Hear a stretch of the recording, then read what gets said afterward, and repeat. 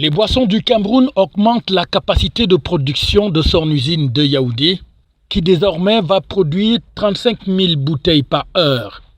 L'extension de cette usine, dont l'inauguration a eu lieu ce 21 mars 2024, au cours d'une cérémonie présidée par Luc Magloire Baga Tangana, le ministre du Commerce, aux côtés duquel on a retrouvé d'autres membres du gouvernement et des invités de marque. Il s'agit donc d'un projet ambitieux qui a été présenté à l'assistance par le directeur général des boissons du Cameroun. La chaîne de production va augmenter la capacité de l'usine de Yaoundé en conditionnement de 30%, donc c'est colossal. Il y avait 3 chaînes, pour certaines assez anciennes, et donc là nous venons d'installer une chaîne de conditionnement toute neuve, entièrement automatisée, qui a une capacité de 35 000 bouteilles heure.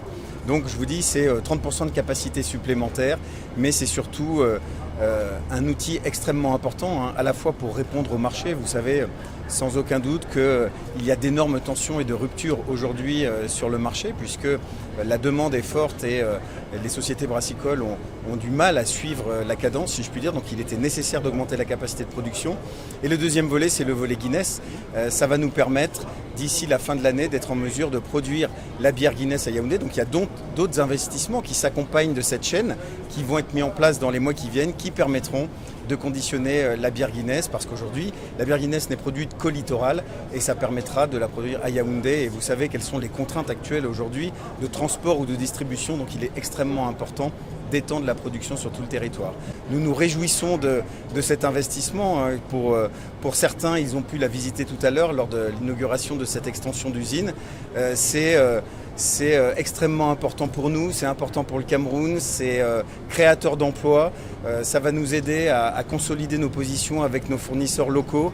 Donc nous sommes évidemment ravis de cet investissement. Et j'ajouterai un point important, c'est un investissement en chaîne qu'on dit vert, au détriment du PET, parce que nous voulons, Boissons du Cameroun souhaite absolument promouvoir et pousser le verre au détriment du PET. Vous savez que le verre est un emballage recyclable à l'infini. Nous avons, grâce à la société Socaver qui est basée à Douala, la possibilité de produire des bouteilles en verre. Nous avons d'ailleurs, au mois de juillet dernier, investi 4 milliards de francs CFA dans la réactivation d'un four qui était arrêté depuis quelques années, ce qui nous permet d'augmenter de 50% la production de bouteilles en verre. Et ces bouteilles en verre, justement, vont permettre d'alimenter ces nouvelles chaînes de conditionnement que nous sommes en train d'installer, dont la première est celle que vous venez de voir à Yaoundé. Donc voilà, notre objectif, c'est véritablement de promouvoir le verre, de réinstaurer, si je puis dire, comme c'était dans le passé, le verre sur les tables, dans les bars, afin de réduire le PET et la pollution qu'il engendre sur l'environnement.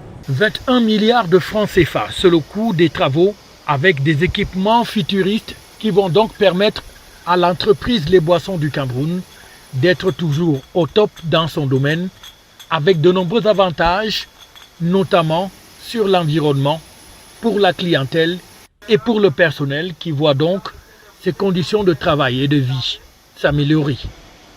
Et le ministre du Commerce ne pouvait donc qu'apprécier ses ambitions des Boissons du Cameroun. C'est impressionnant, l'investissement qui nous plonge très joliment vers l'émergence, vers la modernité. C'est des machines qui vont permettre un approvisionnement sans à-coups du marché camerounais, qui vont permettre aussi de minimiser les coûts. Et quand on minimise les coûts, ça veut dire que ça va contribuer à la rentabilité de l'entreprise. Donc, je voudrais dire des félicitations et des encouragements du gouvernement au groupe Cassel. Et je salue en même temps donc la confiance, parce que nous devons avoir dans les affaires, il y a ce qu'on appelle l'affectio societatis. Vous ne faites des affaires que si vous entretenez une relation de confiance. C'est le cas et il y a lieu de s'en féliciter.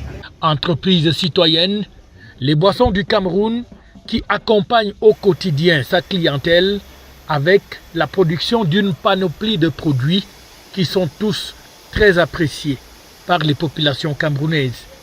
Cette extension permet donc ainsi à l'entreprise de pouvoir répondre de manière correcte à l'appel de la clientèle qui sans cesse va grandissante au jour le jour. Il faut donc pouvoir répondre à la demande.